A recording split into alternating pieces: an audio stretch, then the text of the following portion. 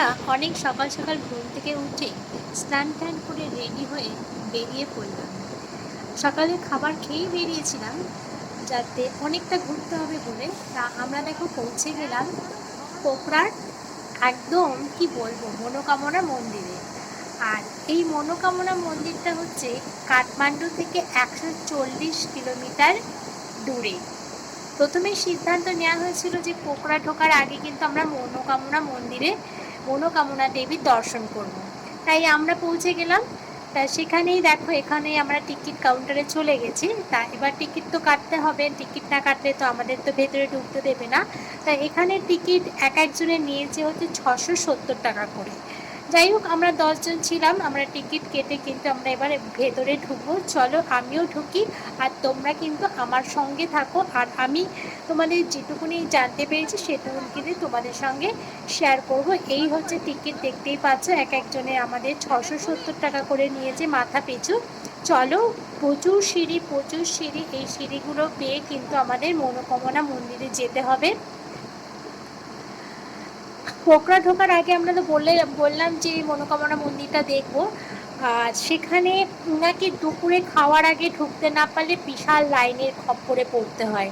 সেই জন্য আমরা খুব তাড়াতাড়ি করে বেরিয়ে পড়েছিলাম। সেই ক্ষেত্রে রাত্রিরে আমরা আর কি মানে খাওয়া দাওয়া একটু বেশি করেই করেছিলাম, আর সকালবেলা অল্প একটু খেয়েই আমরা বেরিয়ে পড়েছিলাম। যাই হোক, তা এখানে যেহেতু পাহাড়ি রাস্তা, চারিধার থেকে আস্তে আস্তে আস্তে আমরা এত সুন্দর পরিবেশ দেখতে দেখতে কিন্তু আমরা এখানে পৌঁছে গেলাম। আর নেপালে গোর্খা জেলায় অবস্থিত এই মনোকামনা মন্দির। হিন্দু ধর্মের এটা অন্যতম শক্তিপীঠ বলে গণ্য করা হয়, জানো তো। আর এখানে আমাদের যেতে হলে কিসে করে যেতে হবে সেটাও কিন্তু তোমাদের সঙ্গে শেয়ার করব, চলো। আর মনের অভীষ্ট কামনা পূর্ণ করেন, এই অভিমতের প্রেক্ষিতে অধিষ্ঠাত্রী দেবীর নাম। আর রামশাহের রানী হচ্ছে স্বয়ং মনোকামনা দেবীর অবতার ছিলেন বলে জনশ্রুতি রয়েছে। আর দশহারার দিন আর এই দেবী পূজার জন্য প্রচুর ভক্ত এখানে সমাগম হয়। বড় উৎসব হচ্ছে দুর্গা অষ্টমীতে। আর এই দুর্গা অষ্টমীতে কিন্তু বিশাল এখানে আয়োজন করা হয়। গোর্খার রানী মনোকামনার ঐশ্বরিক শক্তির অধিকারী ছিলেন। আর এখানে জানা গেছে যে একদিন রাম শাহ তার নিজের স্ত্রীকে ভগবতী রূপে এবং তার স্ত্রী ভক্ত লক্ষণ থাপাকে সিংহরূপে দর্শন করেছিলেন। তারপর হঠাৎ রাম শাহের রহস্যজনক মৃত্যু ঘটে। আর সেই সময় সমাজ জীবনে সতীদাহের প্রথা রমরমা চলছিল সেই সময় আর কি। যার জন্য রাম সাহা যখন মারা গেলেন, তার স্ত্রীকে কিন্তু রাম শাহের সঙ্গে সহমরণে যেতে হয়েছিল। আর তিনি শীঘ্রই ফিরে আসবেন বলেছিল যাওয়ার সময়। আর পরবর্তীতে রামশাহ ও রানী মারা যাওয়ার ঠিক 6 মাস পর একজন কৃষক তার চাষ করছিল, সেই চাষের সময় জমিতে হঠাৎ পাথরখণ্ড একটা পাথরের খণ্ড পেয়েছিল। আর সেই পাথরখণ্ড থেকে কিন্তু রক্ত আর দুধের ধারা বইছিল। আর সেই স্থানীয় মানুষেরা অনুমান করেন যে রামশাহের স্ত্রী পুনরায় ফিরে এসেছেন। তিনি যাওয়ার সময় সহমরণে যাওয়ার সময় বলে গিয়েছিল। আর সেটাই কিন্তু এখন এই গ্রামের মানুষরা বিশ্বাস করেন যে তিনি আবার ফিরে এসেছেন। স্পষ্টে ছুটে যান লক্ষণ থাপা। তারপর লক্ষণ থাপার উদ্যোগে সেই স্থানে শুরু হয়েছিল ভগবতী দেবীর পূজা। আর ওই যে পবিত্র ভূমি পরবর্তীতে পরিণত হলো মন্দির প্রাঙ্গণ। আর মন্দির প্রাঙ্গণে শোনা যায় যে দুর্গা ও কালীর মিশ্র রূপে এখানে তিনি ভগবতী দেবীকে শুদ্ধ চিত্রে ও নিষ্ঠার সঙ্গে ভক্তি করলে তার কৃপা কিন্তু মেলে আর কি, মনস্কামনা পূর্ণ হয়। আবার অনেকে বলে যে ভগবতী দেবী নাকি দুর্গার অবতার। যাই হোক, মন্দিরে দেবীকে ভগবতী, বৈষ্ণোদেবী, মহেশ্বরী ইত্যাদি নামে অনেকেই কিন্তু ডেকে থাকেন। পূজার সময় আবির, কেশর, বাদাম, ফুল, বেল, তুলসী পাতা, বস্ত্র, নারকেল, মিষ্টি, পান, সুপারি এগুলো দিয়ে কিন্তু এই ভগবতী দেবীকে পূজা করা হয়, পূজা দেওয়া হয়। মন্দিরটি 2015 সালে ভূমিকম্পের ক্ষতিগ্রস্ত হয়েছিল। তখন যে প্রত্নতন্ত্র যারা ছিল তারা কিন্তু এটাকে আবার সুন্দর করে সারিয়ে আবার কিন্তু মানে সেটাকে প্রতিষ্ঠা তো ছিলই আর কি, সুন্দর করে সারিয়ে তোলেন। মন্দিরটি আবার প্যাগোডা স্টাইলে। মনোকামনা অর্থ নিয়ে যেটা জানা যায় যে মনো অর্থ অন্তর, আর কামনা অর্থ কি ইচ্ছা, মানে যে মনস্কামনা পূরণের তাগিদেই ভগবতী দেবীকে দর্শন করতে দেশ বিদেশ থেকে প্রচুর মানুষের এখানে সমাগম ঘটে। আর আমরাও কিন্তু সেই ভগবতী দেবীকে দর্শন করতে ছুটে গিয়েছিলাম নেপালে। আর আমরা গাড়ি থেকে কুরিন্তা স্টেশনে নামলাম, আর সেখান থেকে কেবল কারে করে, কেবল কার দেখতেই পাচ্ছ, এই যে কেবল কারে মনোকামনা মন্দিরে পৌঁছে গেলাম। চলো কি সুন্দর না এই কেবল কারগুলো, ভীষণ ভালো লাগছিল। আমরা মানে পাহাড়ের সবার ওপর থেকে কিন্তু এই মানে কেবল কারগুলোকে তোমাদের সঙ্গে শেয়ার করছি, ভীষণই ভালো লাগছে। যাই হোক, সেখান থেকে কেবল কারে মনোকামনা মন্দিরে পৌঁছে গেলাম। আর কুরিন্তাস থেকে মনোকামনা মন্দিরের দূরত্ব কত বলো তো? 2.8, মানে 2.8 কিলোমিটার। নিচের জায়গা কুরিন্তা থেকে একেবারে উঁচুতে, অর্থাৎ মনোকামনার মন্দিরের কাছে পর্যন্ত 1302 মিটার এর উচ্চতা। কেবল কারের এই যে কেবল কারটা রয়েছে, কেবল কারের অনধিক 6 জনের বেশি কিন্তু এই কেবল কারের মধ্যে ওঠা যায় না। 6 জন করেই উঠতে দেবে। প্রায় 2.8 কিলোমিটার রাস্তা কেবল কারের মাধ্যমে উঠতে সময় লাগে 20 থেকে 15-25 মিনিট, মানে যেতে সময় লাগে। পুরো পাহাড়টার ওপর থেকে মানে আমরা গিয়েছি মনে 20 থেকে 25 মিনিট সময় আমাদের লেগেছে। ঝুলন্ত কার সকাল 9টা থেকে শুরু হয় বিকেল 5টা পর্যন্ত। যেহেতু পাহাড়ি এলাকা, সন্ধ্যের পরে কোনো কিছু হয় না এখানে। কুরিন্তা স্টেশনের টিকিট কাউন্টার থেকে আমরা তো আগেই তোমাদের বললাম যে টিকিট কালেক্ট করে নিয়ে, যে টিকিটের দামও তোমাদেরকে বলে দিয়েছিলাম, এক একজনের 670 টাকা করে। আর সেদিন অনেক পর্যটক এক একটা গ্রুপে মনোকামনা মন্দিরে ভগবতী দেবীকে দর্শন করতে এসেছিলেন। প্রচণ্ড ভিড় হয়েছিল, যার জন্য আমাদের সামনে প্রায় 40 জন একটি গ্রুপ ছিল। তারা আর কি 40 জন যাওয়ার পর কিন্তু আমাদেরকে কেবল কারে ছাড়া হলো। যাই হোক, পাহাড়ের ওপর দিয়ে মনোকামনা মন্দিরে পৌঁছে সত্যি ভীষণ আনন্দ লাগলো, আর ভীষণ আমাদের ভালো লাগলো। কেবল কার থেকে মনোকামনা মন্দিরের প্রবেশদ্বারের কামনার পর অনেকটা খাড়াই সিঁড়ি, সেখানে প্রচুর সিঁড়ি, জানো না তো। সেই সিঁড়ি বেয়ে আমাদের কিন্তু মনোকামনা মন্দিরে কিন্তু উঠতে হবে।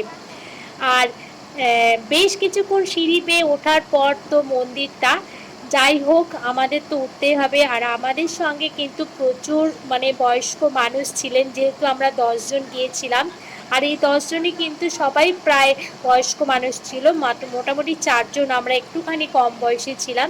তাই সেখান থেকে কিন্তু আমরা পৌঁছে গিয়ে আমরা প্রথমেই কিন্তু ফুলের ডালা কিনে নিলাম। আর এই ফুলের ডালা দিয়ে কিন্তু আমরা পুজো দেবো। চলো আমার সঙ্গে, তোমরা দেখতে থাকো, আর আমার কিন্তু একদম সাথে থাকবে, একটু স্কিপ করো না, তাহলে কিন্তু তোমরা মনোকামনা মন্দিরটা দেখতে পাবে না, ঠিক আছে? আর প্রচুর তো লাইন পড়েছে, তোমাদের সেটা দেখালাম না, আমরা একটু ফাঁকায় ফাঁকায় ঢুকে এসেছি। পুজো দেওয়া হলে মন্দিরের পাশে কিন্তু প্রদীপ, আর মানে প্রদীপ ধূপকাঠি তোমরা এখানে জ্বালাতে পারবে, সেগুলো তোমাদের সঙ্গে সবই শেয়ার করব, চলো। আর সেখানে প্রচণ্ড ভিড় হয়েছিল, অনেকটা সময়ও লেগেছিল। দেবীকে প্রণাম করার পর আমাদের মনে শান্তি পেলাম, কেন এতটা দূর থেকে গেছি, আর এতটা খাড়ায় মানে সিঁড়ি বেয়ে উঠলাম, তারপরে পাহাড়ের উঁচু দিয়ে গেলাম, ভীষণ ভয়ও লাগছিল আর খুব আনন্দও লাগছিল। যাই হোক, তারপর মনোকামনা মন্দির থেকে বেরিয়ে দোকানে থেকে আমরা দ্রব্য সামগ্রী দেখতে দেখতে দেখতে চারিপাশে মানে দুধার দিয়ে কিন্তু প্রচুর দোকান রয়েছে, সেই দোকান দেখতে দেখতে আবার কেবল কারে করেই কিন্তু আমরা মানে এপাশে চলে আসব। চলো, ততক্ষণে কিন্তু আমরা এখনও আসিনি, আমরা পুজোটা দিই। আর সেখানে কীভাবে পুজো দিলাম সেটাও তোমাদের সঙ্গে শেয়ার করব। এই দেখো দুধারে কত দোকান দেখতে পাচ্ছ, মানে কত সুন্দর সুন্দর সব পোড়ামাটির জিনিসগুলো রয়েছে, ভীষণ ভালো লেগেছিল। তবে এখান থেকে আমাদের কিছুই কেনা হয়নি, যদিও দেখতে দেখতে চলে গেছি, এখানে এত সিঁড়ি বেয়ে বেয়ে উঠেছি, ভীষণ কষ্ট লাগছিল। তবু মনে একটা আনন্দ ছিল যে মনোকামনা দেবীর কাছে যাব, পুজো দেব, সত্যি খুব ভালো লেগেছিল। তোমরা যারা এখনও পর্যন্ত এই মনোকামনা দেবীকে মানে দেবীর কাছে আসনি, তোমরা যদি সময় করে পারো তাহলে কিন্তু এসো। এই দেখো এখনো প্রচুর সিঁড়ি, আমাদের সবাই কিন্তু এত সিঁড়ি উঠতে পারিনি, যদিও কেঁপে কেঁপে একটু থামতে থামতে আমরা উঠেছি। ভাবতে পারিনি যে এতগুলো সিঁড়ি আছে আমাদের। যাই হোক, সবাই যেহেতু বয়স্ক মানুষ, সেই জন্য আমাদেরকে একটু আস্তে আস্তে উঠতে হচ্ছে। চলো আমরা আস্তে আস্তে উঠি আর তোমাদের সঙ্গে শেয়ার করি। ওই দেখো সবাই কত কিছু নিয়ে উঠছে, আর বেশ ভালো লাগছিল। একদম পাহাড়ের ওপরে, জানো তো, এটা অনেকটা ওপরে, অনেকটা ওপরে। মনেই হচ্ছিল না যে আমরা এতটা দূরে এসে পৌঁছে গেছি। এখান থেকে তো আমরা ফুল টুল নিলাম, মালা নিয়ে নিয়েছি। যা যা দিয়ে এখানে পুজো দেয় তোমাদের আগেই বলে দিলাম যে কী কী দিয়ে এখানে পুজো দিতে হয়। আর পুজো দেবার পরেও কিন্তু এখানে দেখো, এই দেখো এখান থেকেও আমরা ডালা নিয়েছিলাম। আর এখানে ডালাটা না খুব একটা ভালো পাইনি, ফুলগুলো একটু পচে গেছিলো। আর যদিও কি করব, ডালা মনে হয় 100 টাকা না 150 টাকা নিয়েছিল, আমার ঠিক মনে নেই, যেহেতু রাজা নিয়েছিল ডালাটা। যাই হোক, ডালা আমরা নিয়ে নিলাম। চলো ডালাটা নিয়ে এবার আমরা ভেতরে ঢুকে যাই, পুজো দিতে হবে, কেননা ওখানে অনেক ভিড় আছে। চলো, এই দেখো পুজো কিন্তু দিয়ে আমরা, না এখনো পুজো দিইনি, পুজো দিতে যাচ্ছি। ওই দেখো মনোকামনা মন্দিরটা দেখেছো, প্যাগোডা স্টাইলের মন্দিরটা কিন্তু ভীষণ সুন্দর দেখতে। আর দেখো মানে পুরো ওপরটা পুরো মনে হচ্ছে কি একদম চকচকে সোনা, মনে হচ্ছে সোনা দিয়ে তৈরি করা রয়েছে। খুব সুন্দর কিন্তু মনোকামনা মন্দিরটা। যাই হোক, আমারও ভালো লেগেছে, আশা করি তোমাদেরও কিন্তু মনোকামনা মন্দিরটাকে দেখাতে পেরে আমার খুব ভালো লাগলো। তোমাদের আশা করি ভালো লাগবে মন্দিরটা।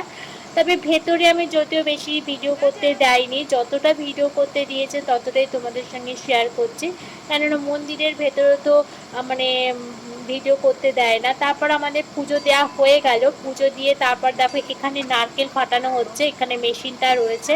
তা রাজা দেখো নারকেলটা ফাটাতে খুব কষ্ট হচ্ছিল, তারপর মামা ফাটাচ্ছিল। দেখো মামাও খুব একটা ভালোভাবে পারলো না, যদিও পেরেছে, একটু খুব চাপ দিতে হয়।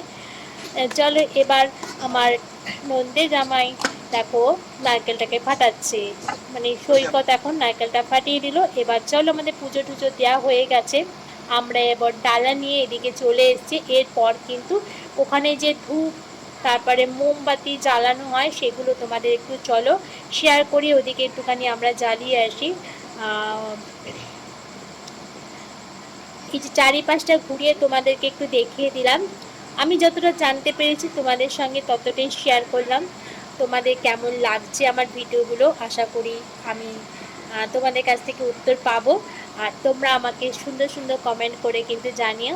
এই দেখো আমরা কিন্তু পুজো দিয়ে আমরা এদিকে মানে সামনের দিকে চলে আসছি। তারপরে জানো তো পেটে এত খিদে পেয়েছে, সেই কখন সকালবেলা খেয়ে বেরিয়েছি, আর কতটা রাস্তা। এই দেখো মাথায় আমি ওদের ফুলের ডালার মধ্যে এটা দিয়েছিল, ওদের ওখানকার এটা নিয়ম। যাই হোক মাথায় বাঁধলাম, বেঁধে তারপরে দেখো সবাই এখানে মোমবাতি ধূপকাঠি জ্বালাচ্ছে। তা আমরাও সঙ্গে করে সব নিয়ে গিয়েছিলাম, মানে ডালার সঙ্গে নিয়ে নিয়েছিলাম। তা এখানে আমরা সেটা ধূপকাঠি একটু জ্বালিয়ে দিয়ে আমরা ঠাকুরকে একটু মানে আরতি করলাম। ওখানে দূর থেকে দাঁড়িয়ে দাঁড়িয়ে, সবাই এখানেই দাঁড়িয়ে দাঁড়িয়ে আরতি করে, যেহেতু ভেতরে নিষেধ আছে, আগুন বলে কথা, কোনো কিছু যদি বিপদ ঘটে যায়, সেই জন্য এখান থেকেই কিন্তু আমরা আরতি করে নিলাম। খুব মনে শান্তি পেলাম, ভীষণ ভীষণ আমরা শান্তি পেয়েছি এতটা দূরে এসে, যে মনোকামনা মানে আমরা মনের ইচ্ছাটা পূরণ করতে পেরেছি, সেটাই অনেক বড় পাওয়া।